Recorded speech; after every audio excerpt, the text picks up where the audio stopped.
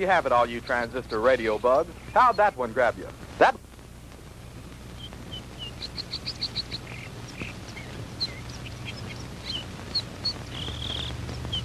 Howie, for heaven's sake, it's almost dark.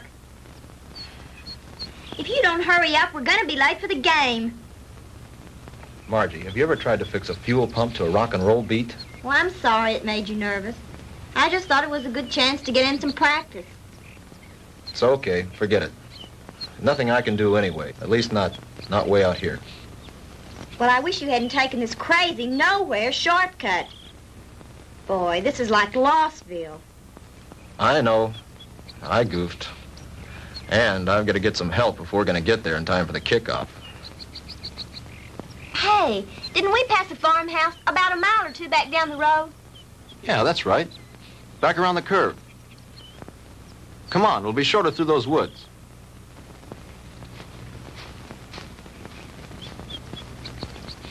Oh, Howie, look. I don't think we ought to go on that property. Look, you want to get to the game, don't you? Of course I do. Come on.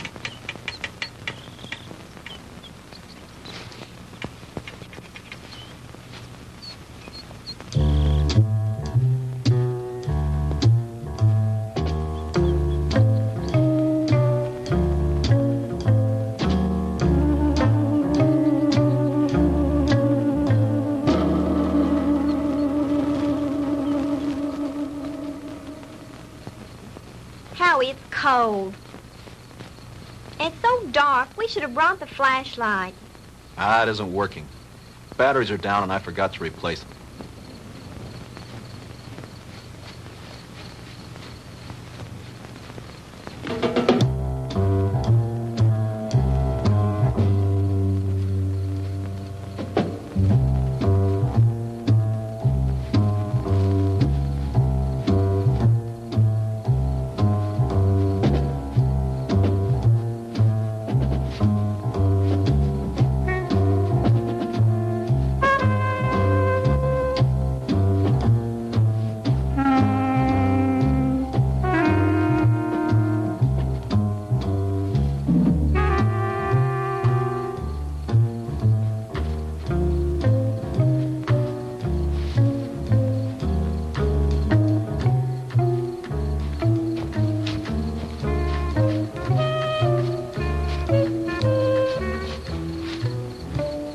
Like we've been walking for hours.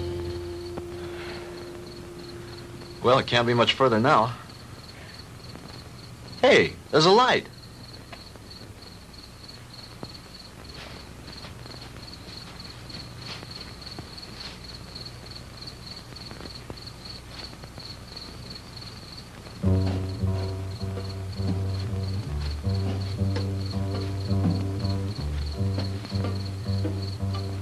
Huh. That's strange. Campfire way out here in the middle of the woods and nobody around. Kind of creepy, isn't it? Yeah.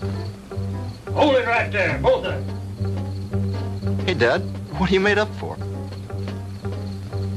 I mean, what's the bit? Hey, now, don't point that thing at us. It could go off. Come on now, who are you guys? What kind of a joke is this? I mean, out here in the middle of... Joke, boy? You think this is a joke? Howie, I'm frightened. Look at him. It's got to be some kind of a gag. This can't be for real. Howie, what's it all about? I don't know. Honey, do as I tell you. You edge around behind me. Tell me between them and you. Then run like the devil. Howie, not alone? Do as I say. What are you two young'uns doing out here? Quick, don't let them get away! Run, Marjorie! Head for the car! Stop, boy! I'll shoot!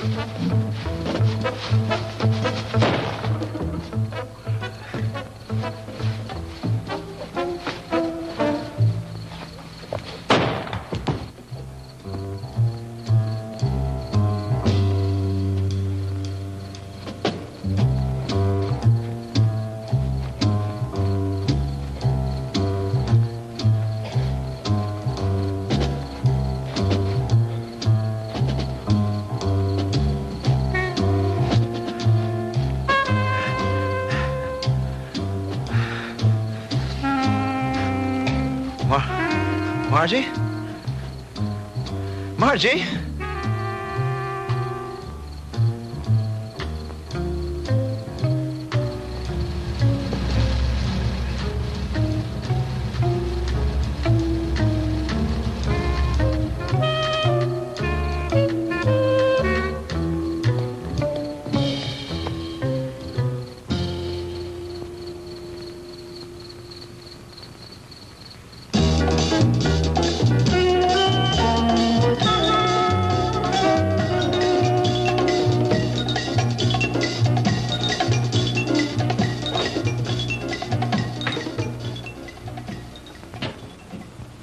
Oh, hello, Jim. What do you need? I need my ever-loving paycheck. What's the rush? Payday's tomorrow. I know, but Reed said you'd have it for me tonight. Oh, did he now? Yeah, that way I get a couple hours head start on my first vacation in 3 years. Relax. The girl's on her way up from accounting with it now. Where you going on this vacation? Some place that can't be reached by telephone, telegraph, teletype, or carrier pigeon. You don't think we'd interrupt your vacation now, do you? Why not? You guys did it for the last 2 years. Jim, nice story you turned in. Well written. Had a lot of punch. When he talks like that, he wants something. As a matter of fact, there is one little favor I'd like to ask you to do before you leave. Uh-oh. Here it comes. As a matter of fact, here it is. The accounting department is certainly coming up with much more interesting figures lately.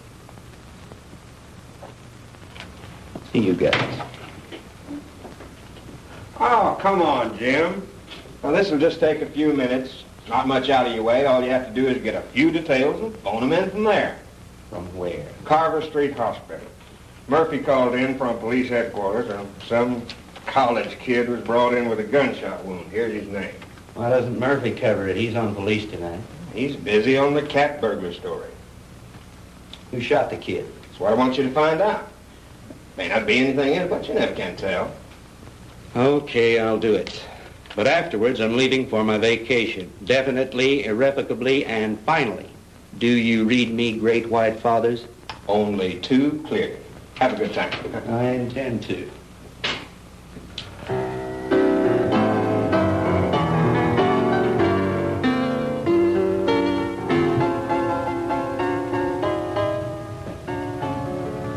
Hello, blonde girl. Why, James Crandall, what brings you here? Now, don't tell me. Let me guess. They sent you down for an egoectomy. Oh, what? An egoectomy. They're going to cut out that big, fat ego of... Oh, that's funny. Funny. I want some information. Like what? Like, you got a boy here. Howard Ellison, college kid. In some kind of shooting scrape. That's the kid they brought in this evening. But I don't think he's having visitors. Well, could I speak to his MD? Mm-hmm. That would be Dr. Wilson Blake. Ah, yes. Blake of the Rusty Scalpel. Oh, you know him? I should. He broke into me once and stole an appendix. Oh, funny. That's funny. He's in his office. I know where he is. Dig you later, Angel. Yes, that's all right with me, Dr. Thornton. 10:30 will be fine.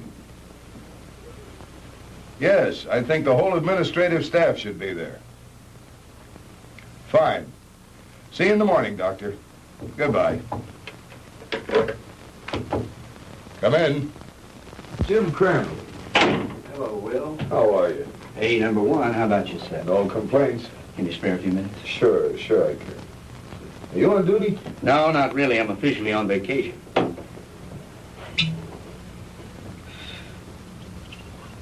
Soda? Just straight, thanks. I bet you're here for a story on that Ellison boy. Good bet. Sit yourself down. So are some friends of yours. They left about an hour ago. Uh-oh, the local gendarmes, no doubt. Right. Lieutenant Partain and a couple of his men. They talked to the boy for about an hour and then finally... Wait a minute. Talk to him?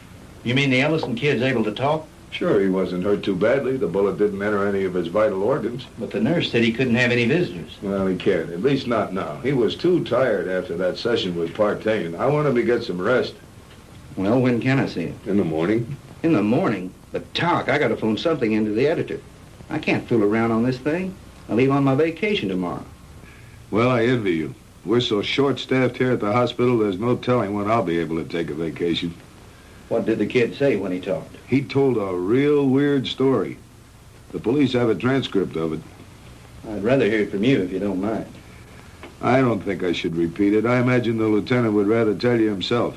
Oh, come off it, Doc. You know Partaine's not going to give me anything till he's good and ready. All right.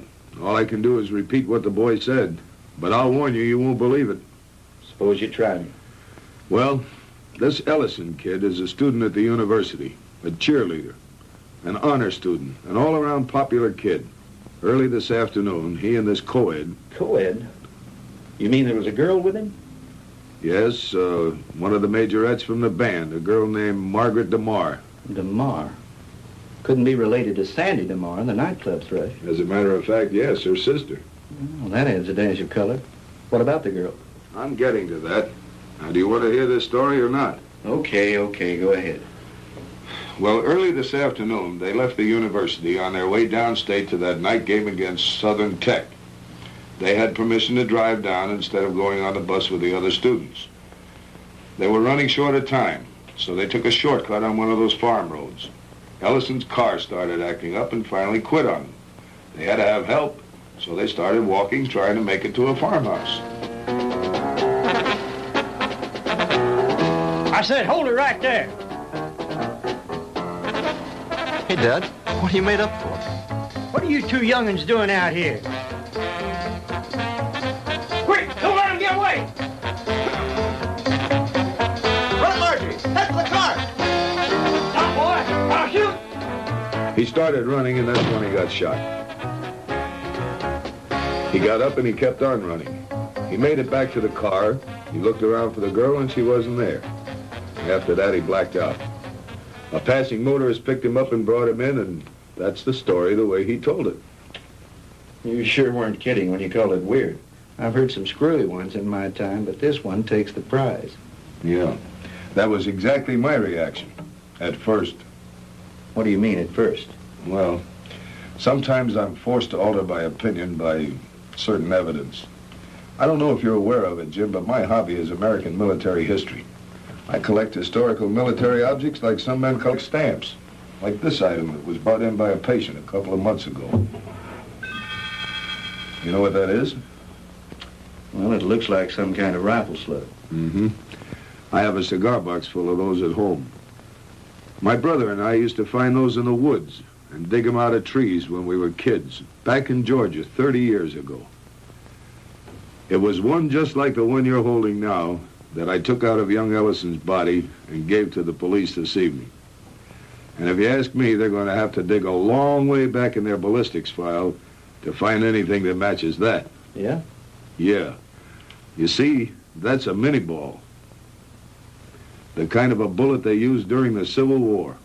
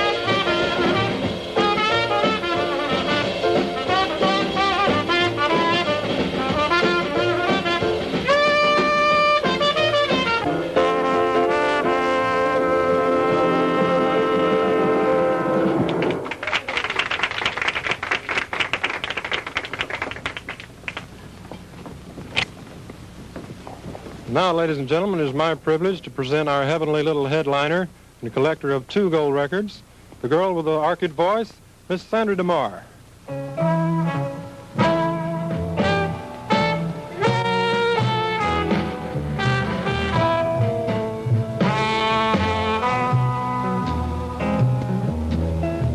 Go on away and leave me alone.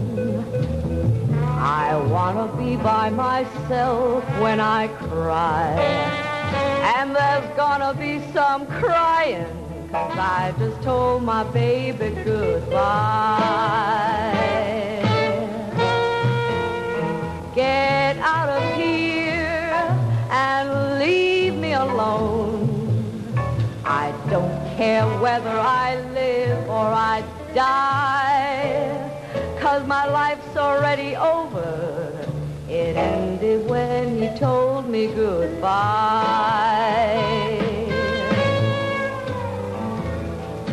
Why is it everything happens to me and my dreams all explode in my face? He was my own for a while, but he's gone, and I know no one can ever take his place. So go away and leave me alone.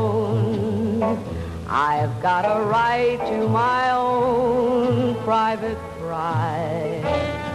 Coming down with the sorrows, 'cause I just told my baby goodbye.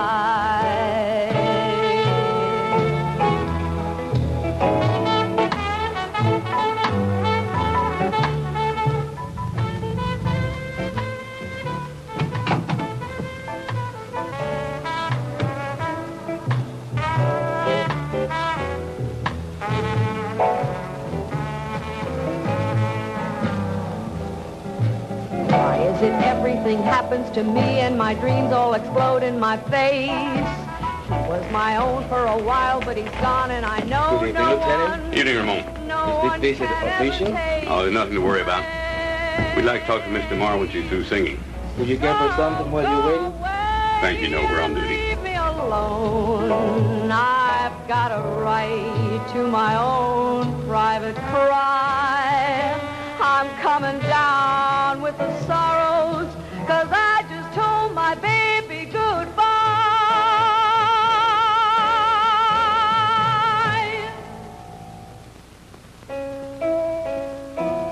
'Cause I just told my baby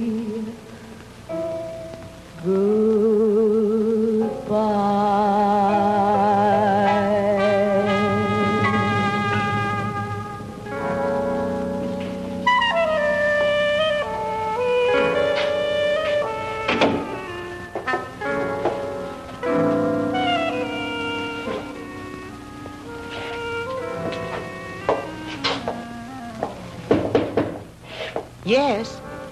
Sandy, are you decent? Yes. 2 gentlemen from the police department want to talk to you. Police? Yes, Miss DeMar. I'm Lieutenant Partain, and this is Detective Lasky. We're just making a routine investigation. Have you heard from your sister this evening? Margie? Why, no. Why do you ask? Well, we just thought she might have called you. You see, we have reason to believe she may be missing. Missing? I don't understand. She's at a football game in Stephenville with Howard Ellison. I'm afraid not, Miss DeMar. Maybe you'd better sit down and let me tell you all that we know about it so far.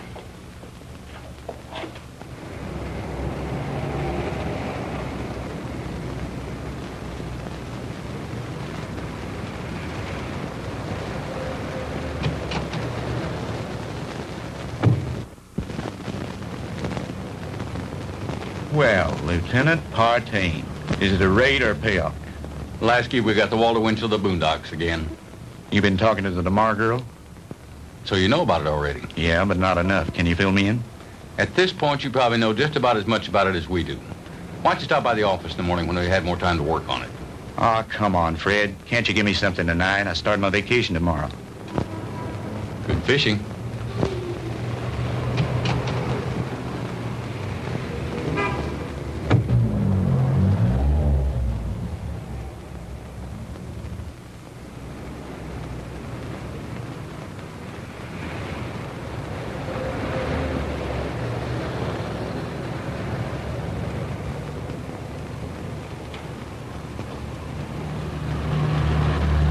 Miss DeMar? Yes? I'm Jim Crandall with the Sentinel. Could I talk to you a moment? I'm sorry, Mr. Crandall. I really haven't time to talk. I've got to get home in case my sister calls. Well, that's what I wanted to talk to you about. Can I give you a lift home? Thanks, but I'll take a cab. Well, they're kind of slow this time of night. Well, all right, if you're sure it's not out of your way. Of course not. It's part of my job.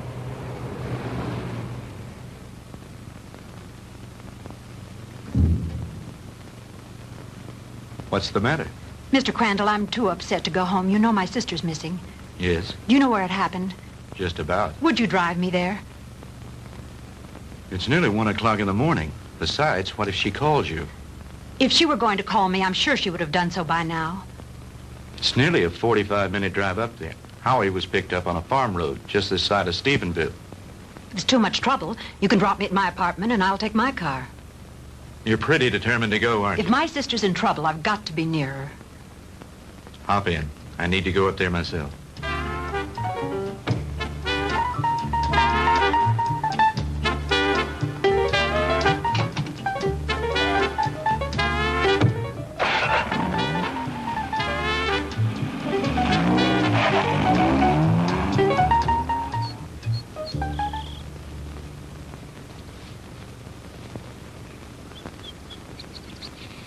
Lieutenant, we checked that house from top to bottom. Nothing there. Okay, Lasky. As soon as the boys are through, have them go in and get some rest. We've done everything we can do here. Maybe the sheriff and his bloodhounds will turn something up.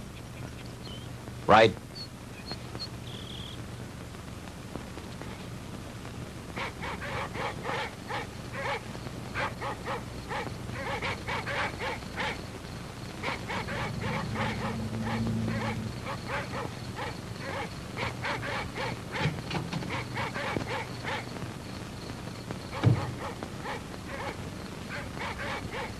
Lieutenant Partain around? He's up in the woods someplace. Evening, ma'am. Has there been any news of my sister? You're Sandra DeMar? Here comes Partain now.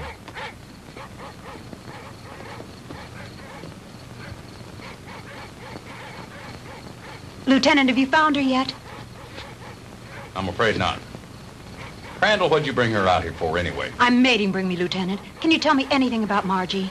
No, ma'am, I think you both made a trip out here for nothing. Why don't you go home and get some sleep? He's right, Sandy. You should do as he said. Jim, somewhere out there in that horrible blackness, it's my sister. Those dreadful dogs. They sound so terribly ominous. Oh, Jim.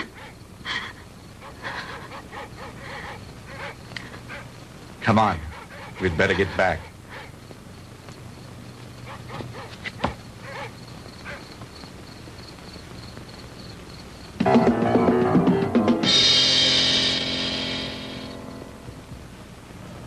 No, I'm going to check all the antique gun shops this morning, as soon as they open. How about the kid's parents? You contact them? Lieutenant, Ellisons live in Denver. I tried all night to call them, but they weren't home. How about a cup of coffee, Jim? Yeah, black. What about the kids at the university? Ellison's fraternity brothers. I talked to everyone in the dorm. They like him. What do his professors say about him? Bright, popular boy, good scholastic records, level-headed, down to earth. Not the kind to make up wild stories. Well, that cracks another one of our little theories wide open. You just getting here? Some of the other fellows came in a couple of hours ago. Yeah, I was out with the sheriff and his bunch. And have we got a Lulu? Yeah, what is it? The girl's sweater. We found it out in the woods not far from a smoldering campfire. Go on. Well, we gave the scent to the dogs, and they took off like Moody's goose. Well, we followed them for about a mile or two, till they got through the woods and into a small open space. Well, the dogs got about halfway through the open space, and then they stopped. Well, you've never seen so much confusion of tangled dogs in your life. They didn't know which way to go. The scent had stopped right in the middle of nowhere. It was as if the girl had just been snatched off the face of the earth into thin air. Wait a minute. You mean no footprints, no tire tracks, no nothing? Well, nothing but this. Well, so you found part of a costume. Costume? This is the real article. I checked it out. What do you mean, checked it out? Look at the label on the inside. McCord Brothers. McCord? Outfitter to the military. Charleston, South Carolina. I checked with the Charleston department, and they gave me some very interesting facts from one of their newspapers. It seems that McCord Brothers, the company that made that hat, burned to the ground in 1869 and was never rebuilt. It's been non-existent for over 100 years. This case is getting screwier by the minute, don't it, though? I'll have you run this down to the lab and then go home and get some sleep. How about me, Lieutenant? Sure, go on home. You've earned a rest. Well, what do you think? How was Mr. Marr when you left her? Shook up, naturally. She's spending the night with a girlfriend. Fred, about this whole mess, what's your opinion? I'm not paid to have opinions. I'm paid to put jigsaw puzzles together. But seriously, what do you think? I think there's a logical explanation to everything. Two men were in those woods in costume and makeup. Anyone knows there's lots of guys around nowadays who collect antique guns. They belong to clubs, they have meetings and shooting contests every so often. A couple of them got liquored up a little, wanted to have some fun and scare the kids. But something went wrong. It's as simple as that. My hunch is, as soon as they get up enough nerve, they'll come in, give themselves up. It's a nice theory, Jim, but what happened to the girl? Well, your guess is as good as mine. Jim, you know, this whole thing is, well, it's spooky. Reminds me of something that happened in Germany in 1945 towards the end of the war. Yeah? What was that? Our outfit liberated a small concentration camp near the Alsatian border. When we took it, we expected to find the usual half-starved, ragged inmates. And you can imagine our surprise when we were greeted by about 50 young people, all a picture of perfect health. That sounds a little hard to believe after all I've read of Dachau and Auschwitz. Well, that's what made it hard to figure. Here were these kids, none over 21 and some as young as 5, living in apparent luxury. Good food, complete recreational facilities, no forced labor. Reminded me of a bunch of calves being fattened up for the kill. You mean there were no old people in the camp? There were a few, but not alive. We found their bodies in the rooms next to the ovens. Apparently, we'd taken the camp so fast they hadn't had time to dispose of the bodies. But before they left the night before, they blew up the largest building in the camp. It was some sort of a laboratory. And inside, amidst the rubble and blown into a million pieces, was the screwiest piece of machinery I've ever seen. Some sort of a crazy electronic apparatus. And half buried underneath it amidst the rubble, still strapped to a table, was an old man. Just barely alive. Our medics tried to save him, but they couldn't. Now here's the weird thing. This is the part we could never understand. In trying to identify him, we checked the camp records with the prison number tattooed on his arm. According to those records, that old man should have been an 18-year-old boy. What about the other bodies? Same thing. Their numbers indicated they all should have been kids. What type of experiments were they conducting there? We never found out. Even the young inmates weren't aware of why they were there. They never found the commandant of that camp to bring him to trial with the rest of the Nazi brass. His name was Ernst von Hauser. Did you ever hear of him? He was a German physicist, a contemporary of Einstein's. I don't follow you. You mean you think there might be some connection between all that and what happened here last night? I'm not saying that, no. But just suppose, for the sake of argument, the Ellison kid did see two men out of the past of 100 years ago. That would mean somebody around here is tampering with time. Somebody was also tampering with time in that concentration camp. Now, wait a minute. Let me get this straight. You think that the machine found in that concentration camp was some kind of time machine, and that there may be another one like it around here. Is that what you're saying? I'm not saying anything. I'm just supposing. After all, they never found von Hauser. Lieutenant? Yeah, Walt. Captain wants to see you in his office. Wants you to bring the file on the Maddox case. Be right there. How am I ever going to turn in a story like that? That's your problem.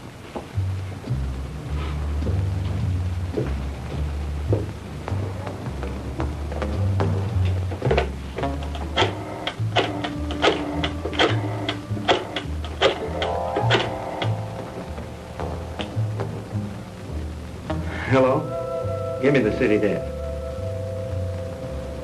Hello, Reed. Crandall again. Would you tell Shaw I'd like to postpone my vacation and stick with the Ellison story? Yeah, that's right. You know that Pulitzer Prize you're always kidding me about? Well, if this thing turns out to be what it looks like, I just might win it. No, nothing new at the moment. I'll keep you posted. Yeah, I've got a little research to do in the library. Then I'm going to the hospital to interview the kid. Right. Talk to you later.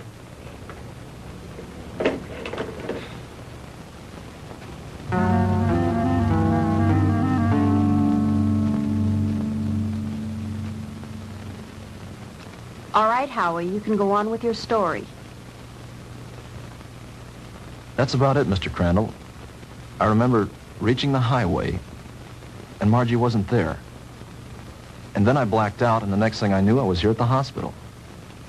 And you really don't think, Howie, that those guys were just a couple of kooks in Civil War costumes? Mr. Crandall, I don't know how to explain it, but I got the distinct feeling that these guys were for real. I mean like something straight out of Gone with the Wind. Howie, what's your idea of what happened to Margie? Do you think these two guys grabbed her? I don't know, Mr. Crandall. I don't know. That's what's bugging me out of my skull. Nurse, is Mr. Ellison awake? Yes, he is. He has another visitor, but you can go on in. Thank you.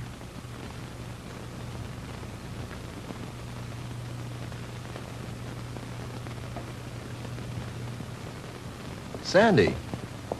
Hello, Howie. How are you? Hello, Jim. Good morning. Have you heard anything from Margie? Not yet. I brought you some flowers. Thank you, Sandy. I'm sorry about all this. I mean... It's all right, Howie. Now, don't you worry.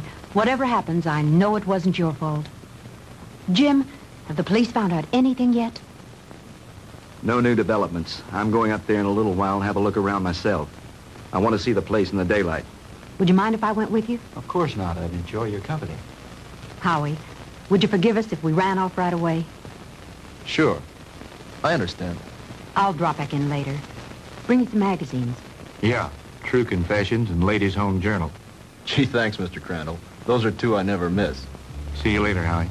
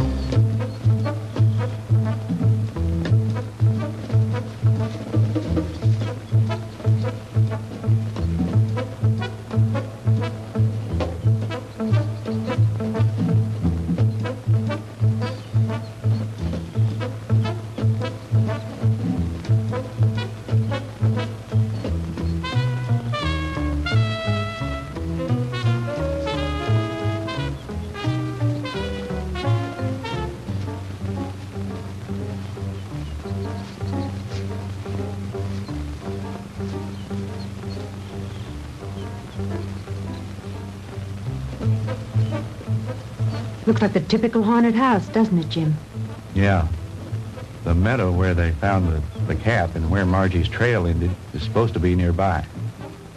Do you think this old place has anything to do with her disappearance, Jim? I don't think so. They searched it and didn't find anything. Her sweater was found somewhere in those woods. I think I'll have a look around.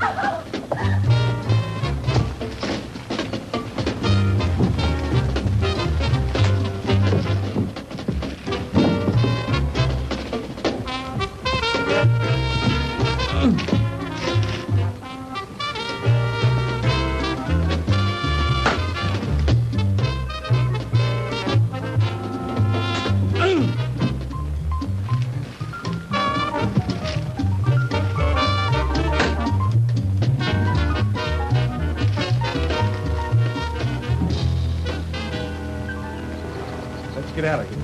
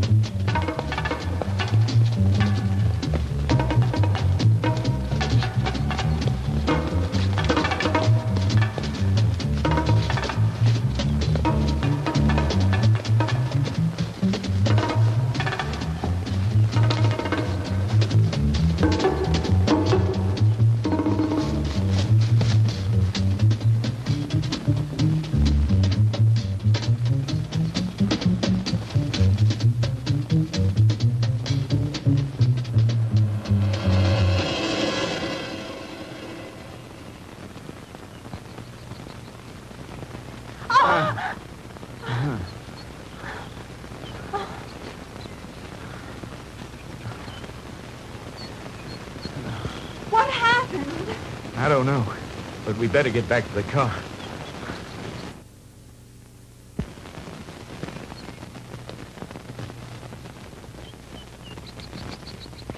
Jim! Well, the car! It's gone!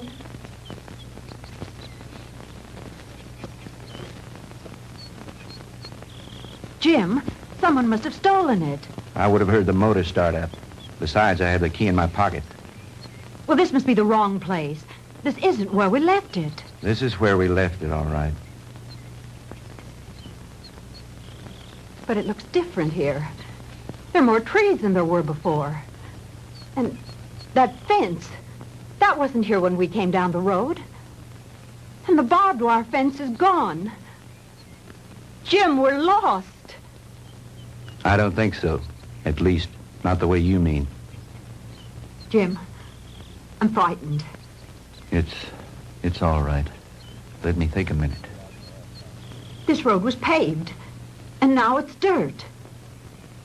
And there isn't a telephone pole in sight. I know. Jim, what is it? What's happening? I don't understand it. Where's the car? Where are we now? Jim, I know you know what's happening to us, and you won't tell me. And why not? What's going on? Fantastic. Incredible. I never really believed it. Tell me what's happening. Sandy. What's going on? What dreadful thing Sandy. is happening? Tell me.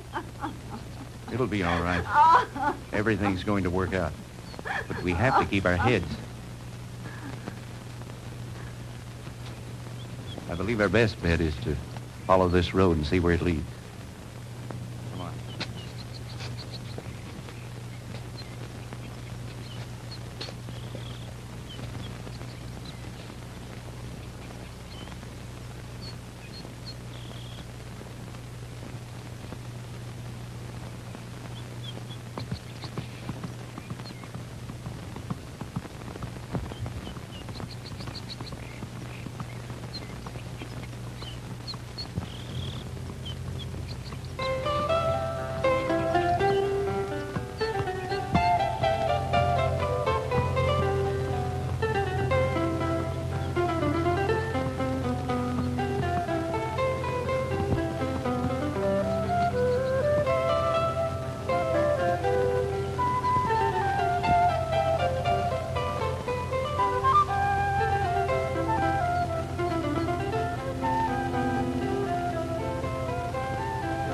Jim, his clothing. I know. Ours are just as strange to him, especially your short skirt. Friend, what year is this?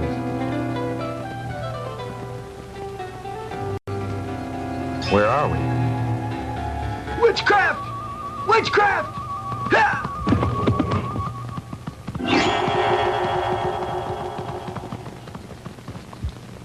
Jim.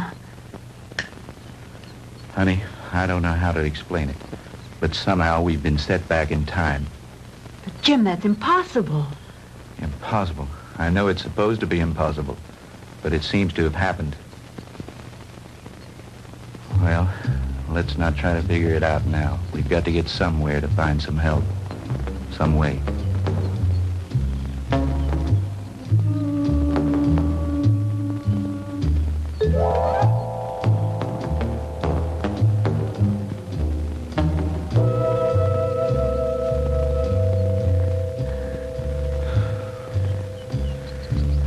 Jim, I'm sorry, but I don't think I can go any farther.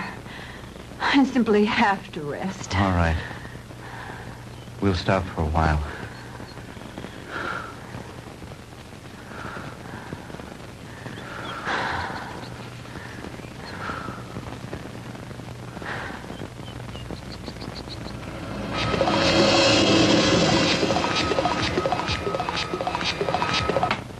Welcome, my friends, to my little workshop. Do not be alarmed or cause unnecessary commotion. You are in no danger. At least, not for the moment. Won't you please step out?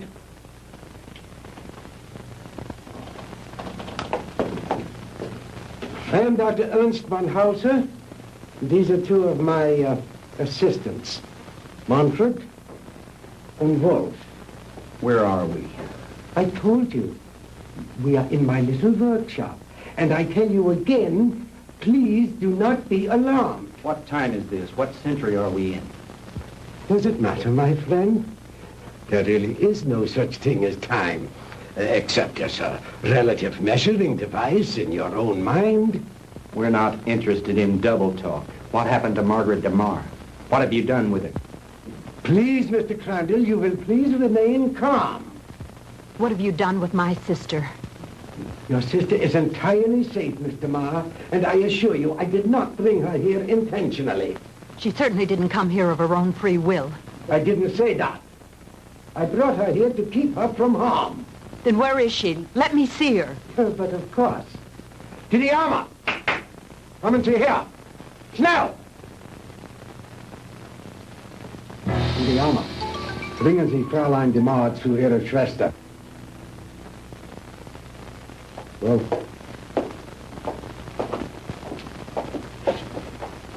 no need for alarm, Mr. Crandall. She'll be all right. She'll be able to freshen up. He will even furnish her a change of clothing.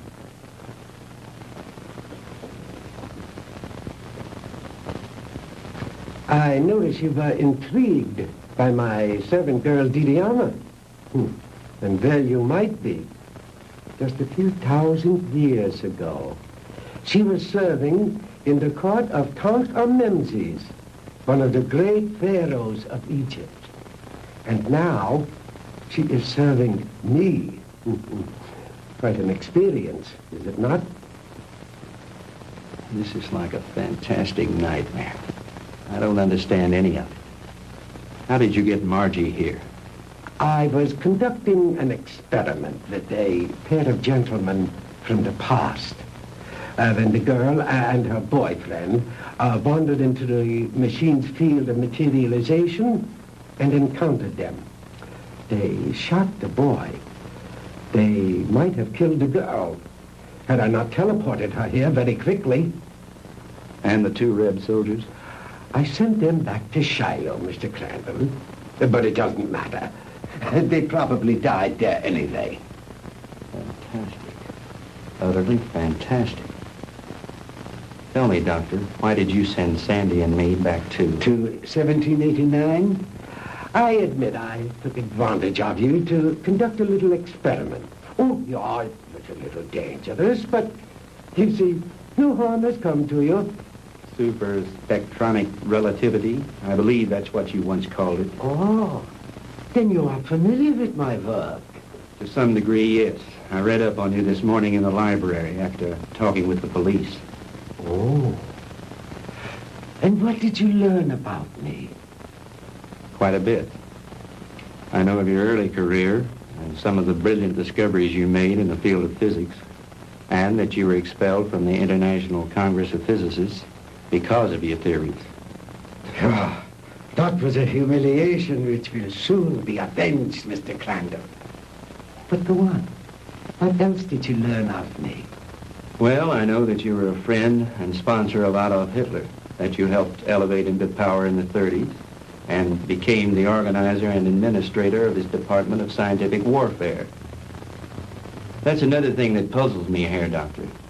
Why a man of your brilliance should identify himself with a fanatical madman like Hitler. How dare you refer to Adolf Hitler as a madman? He was a great genius, ahead of his time. The world, in its ignorance, was not ready to accept him. The world did not accept him because he was a lunatic, bent on enslaving it.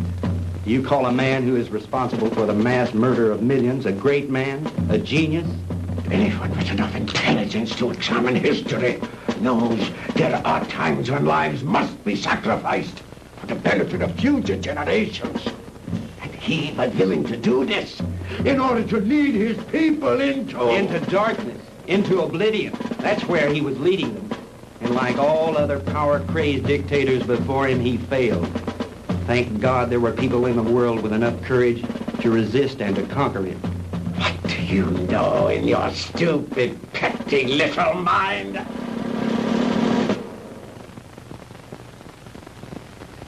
You will forgive me, Mr. Crandall, for my outburst of temper. You are, of course, entitled to your own opinion for whatever small purpose it may serve you. Let me enlighten you, Mr. Crandall, on a few things of which you and the rest of the world are unaware. Blame for the loss of the war cannot be laid to Hitler or his doctrines. It was I who failed him. Me and the General Staff. He called for weapons, super weapons, to turn the tide of war in those last few days. Because of my inability to deliver those machines soon enough, we were defeated. It might interest you to know that during those last few months of the war, we had almost perfected weapons so far in advance of anything that had gone before them as to make modern warfare in all its forms completely obsolete. Oh, if we had only had time for further experiments. I know of some of your experiments, like the ones carried out in a certain concentration camp. Oh, then you know about the aging machine. Yeah, they had almost perfected that one when the war ended. Oh, but that machine was one of the more primitive devices, like the jets and the rockets that we used so briefly. We were in the final stages, Mr. Crandall, of perfecting weapons that were truly astounding and against which you would have had no defense. A cannon that killed with sound waves, yet was completely silent. A giant generator gun that could electrocute whole armies in the field. Oh, and more, many more. If we'd have only had a few more months to perfect those weapons, we could have plucked victory from the jaws of defeat. The Third Reich would have endured, not for 1,000 years as the Fuhrer dreamed, but forever. But the fact is that you failed, Herr Doctor. Failed and lost. But you are forgetting one thing, Mr. Crandall. That was 20 years ago. Since then, I have perfected and even improved on my original weapons. And we have conquered time. Dr. Einstein's so-called fourth dimension. Hitler will return, Mr. Crandall, and soon. Your victory was but a temporary one.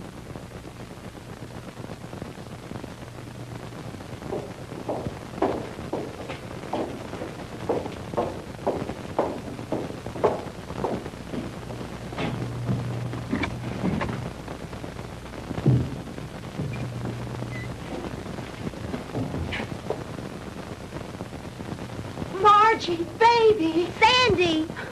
Honey, are you all right? Did they hurt you? Oh, Sandy, I didn't think I'd ever see you again. Oh, I'm all right.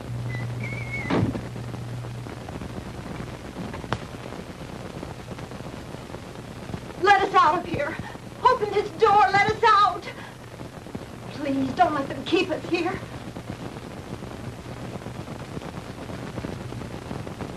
I have my own underground atomic power supply. Here are the master controls, and here are the selectors. With this dial, I can control the century I wish to deal with. These other dials, of course, are for the selection of the year, the month, the day, even the hours and minutes, and even seconds. These are the acceleration switches with which I can control the velocity or speed of the passage of certain relative segments of time, just as you would increase or decrease the speed of an automobile. Is that too difficult for you to grasp, Mr. Crandall? Frankly, I'm beginning to doubt my sanity. You needn't. After all, there are very few people in the world who can understand even Dr. Einstein's theory of relativity. And my theories go far beyond his. But you are an intelligent man, Mr. Crandall. Perhaps I can explain it a bit more simply.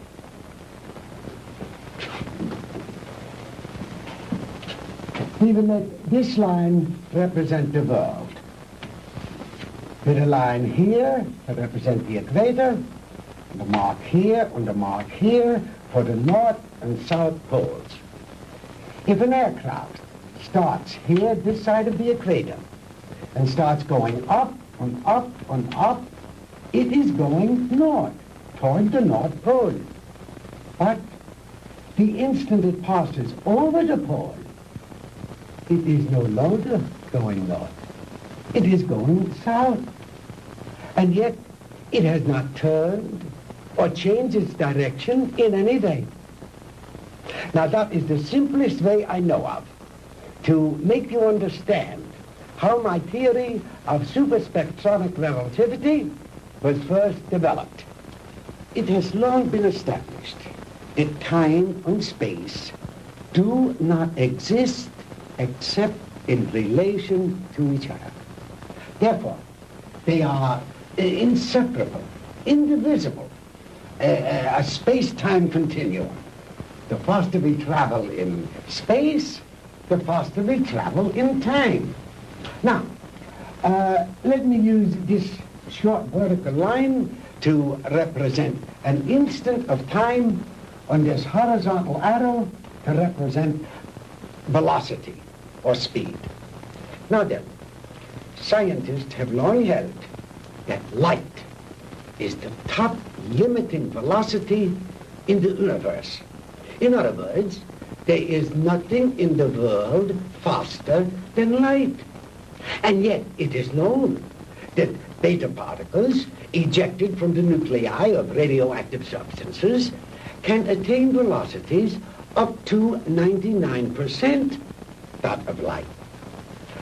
Now, I have always based my theories on the premise that there is no limit to space. The universe is limitless.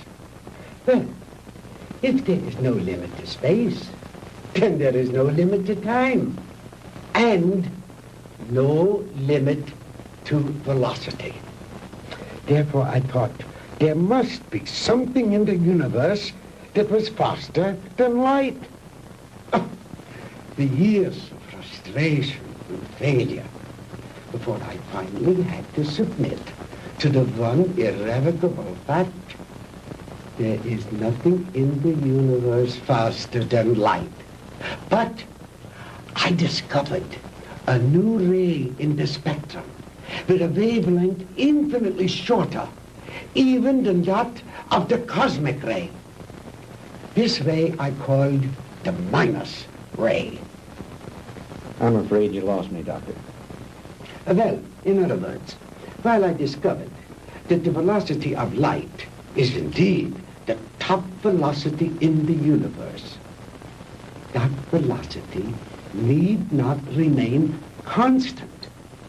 I discovered that through minus rays, velocity could actually be accelerated.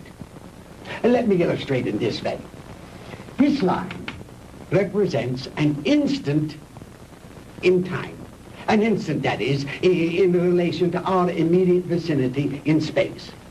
Now, if you enter a dark room or flip a switch, that room is instantly flooded with light. That is because that light, traveling at its great velocity, takes hardly any time at all to cover that small area of a room.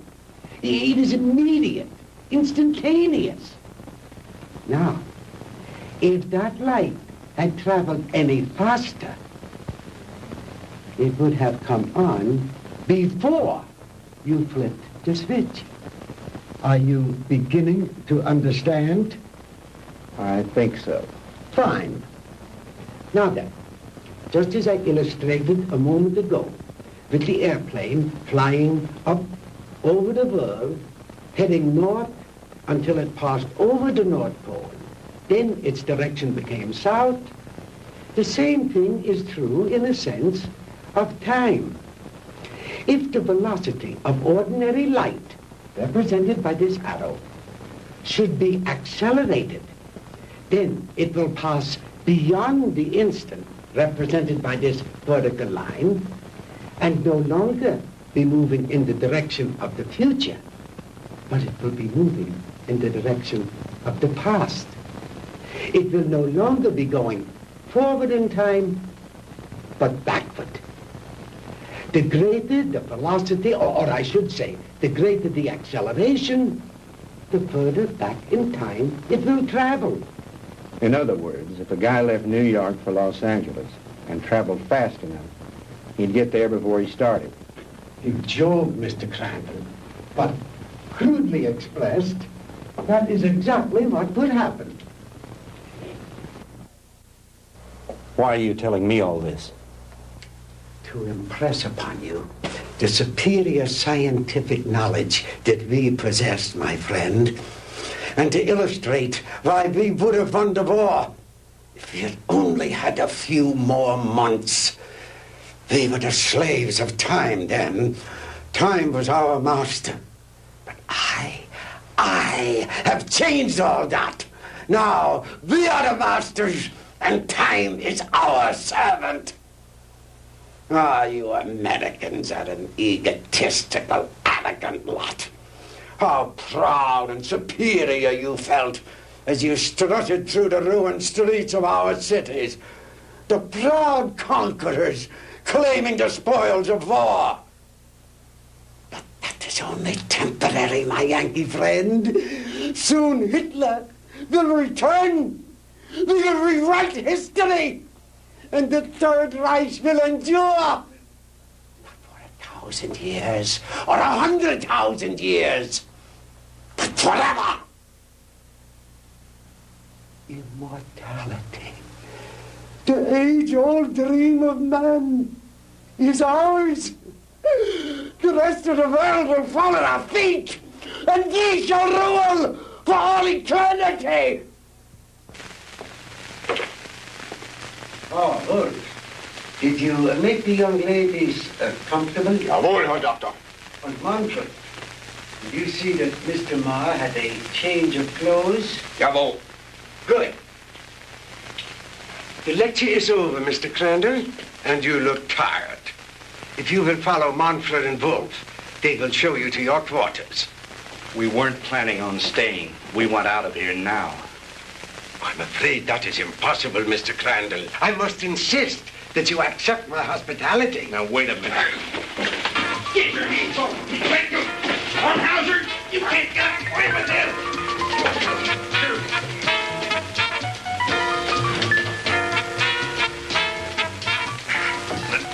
Jim.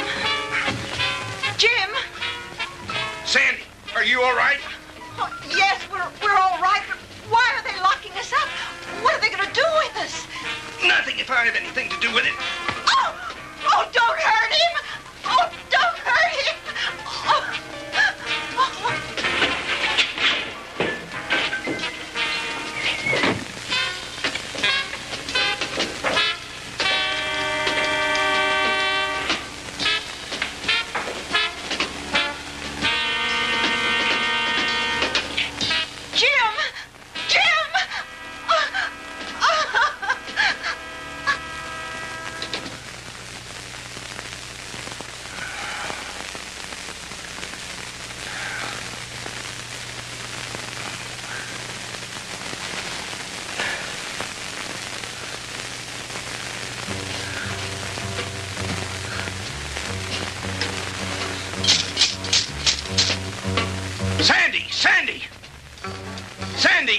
Answer me. We're here, Jim. We're all right. How about you? Just a minor headache, honey. Is Margie still with you? Yes, she's asleep. Jim, I'm scared. What do you think Von Hauser intends to do with us? I don't know. But I do know one thing. I've got to figure a way out of here. Sandy, honey, I'm sorry about everything. I shouldn't have brought you with me this morning.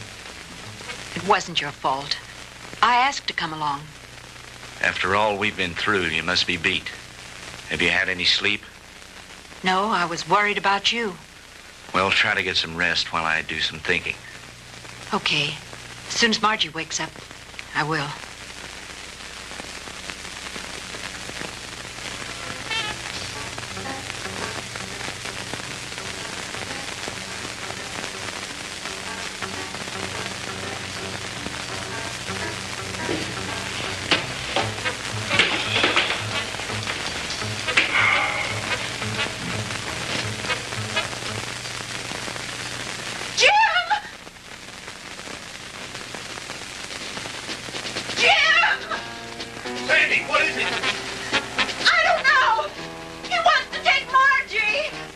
Sie her, Fräulein. No! No! Sandy, don't let him take me! Kommen Sie her. No! No! Sandy! No, leave her alone. Take your hands off her. Don't let him take me, Sandy! Don't let him take me! Turn her loose. Oh! Sandy! Who is it? What's going on? No! No! What's going on in there? What's happening?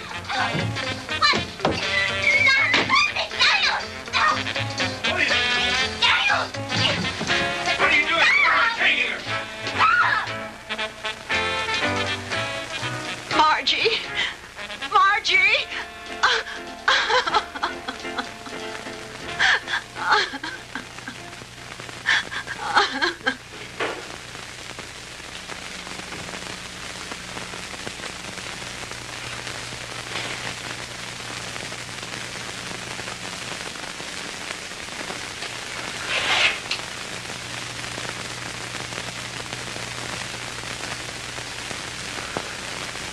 So you see, my dear, there was no reason for all that hysteria.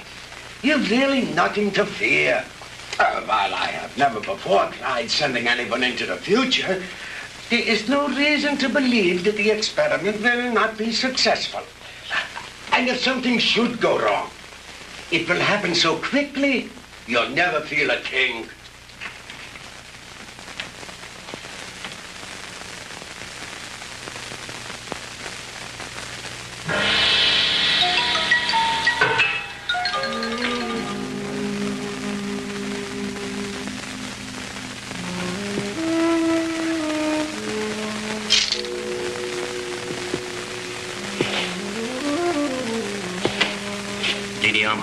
It is time you eat now. You speak English? Many others before you, they teach me talk. You mean there have been other prisoners here? Many. Are there any others here now? They all disappear. You eat now. It is all they give me for you. It's all right. At least it's better than nothing. Didi Alma, you've got to help us.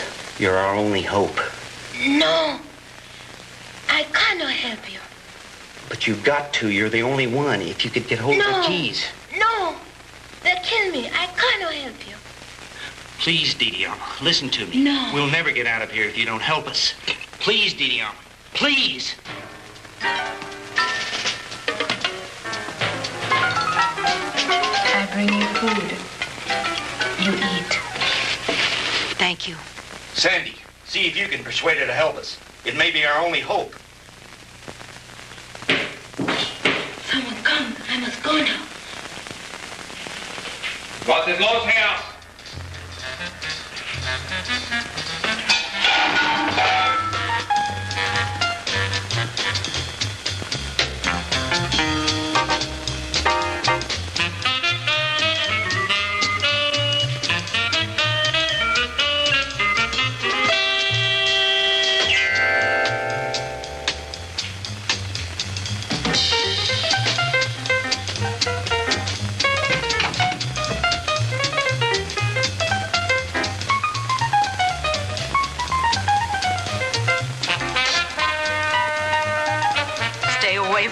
me. Oh!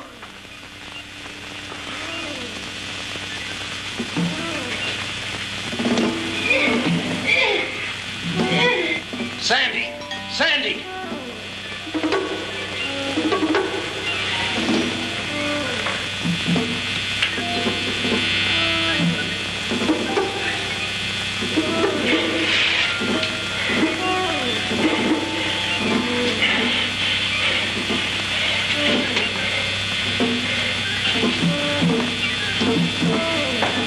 Sandy! Sandy!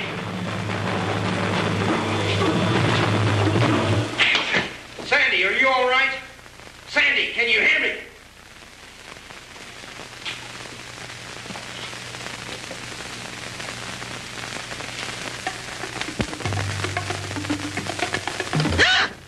Sandy, honey, thank God you're safe. Quick, get his keys.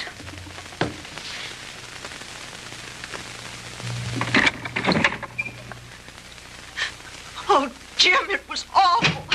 He strangled her. It's all right, honey. Try to get hold of yourself. We've got to get out of here. I'll be fine.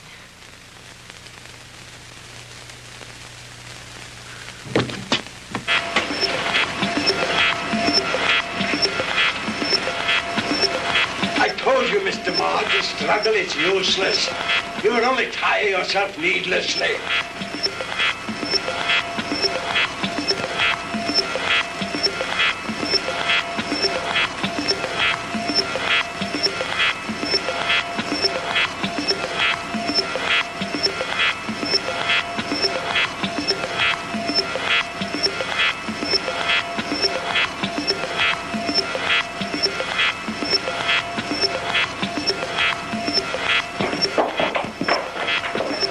You got that machine on again.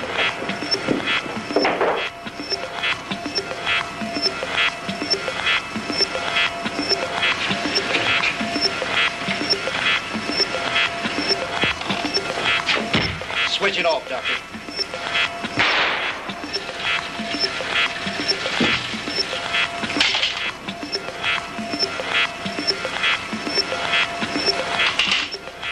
Jim, look, Marjorie. Reverse the machine, Doctor. Bring her back. I cannot guarantee that, Mr. Crandall. I have never experimented with the future before. You insane, sadistic. If you don't bring that girl back, I'll empty this gun into that warped brain of yours.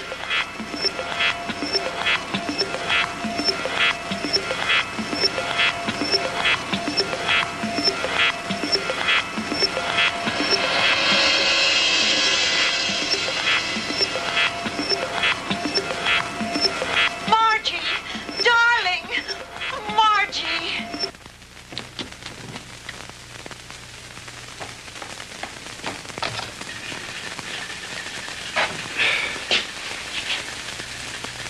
It's too bad, Mr. Crandall, that you are not interested in science. But you Americans are so impractical anyway. Jim, look out!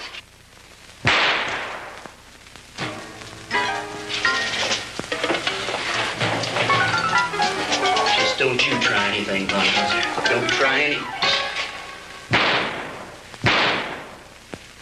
That should cut down on your time travel, my good doctor.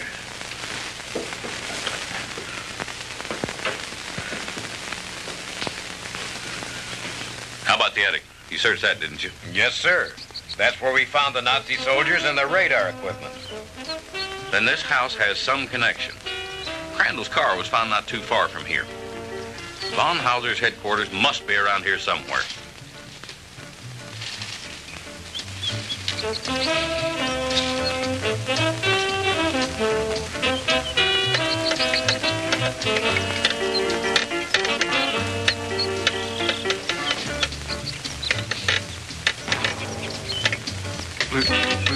Lieutenant? Yeah?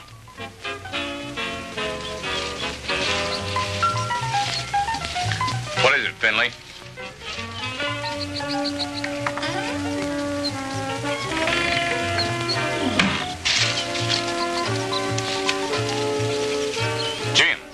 to Mars.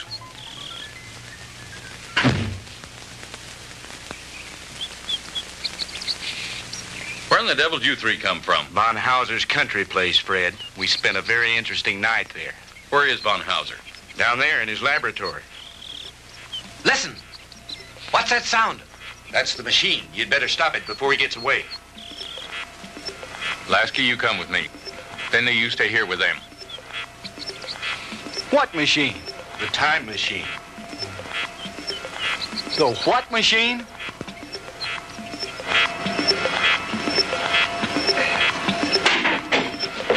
All right, Professor, hold it right there. Get away from that machine.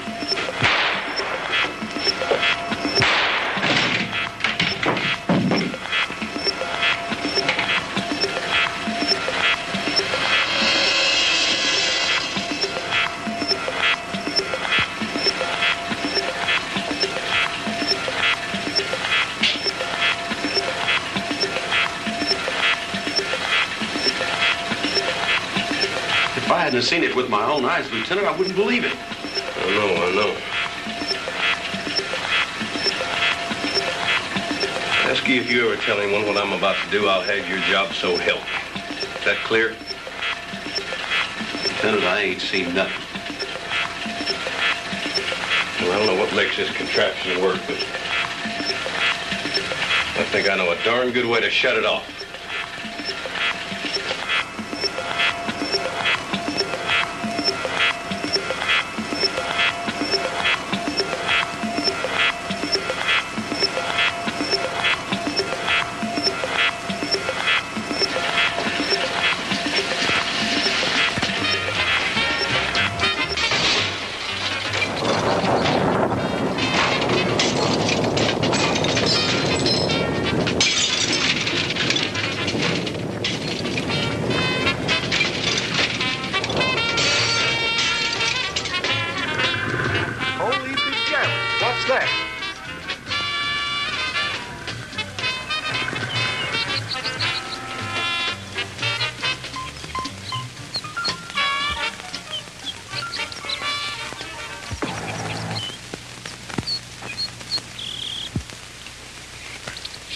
What happened down there, Fred?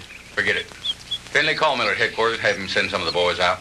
Are you two all right? Everything's fine, thank you, Lieutenant. Why don't you take the two ladies home? Come on, Lasky.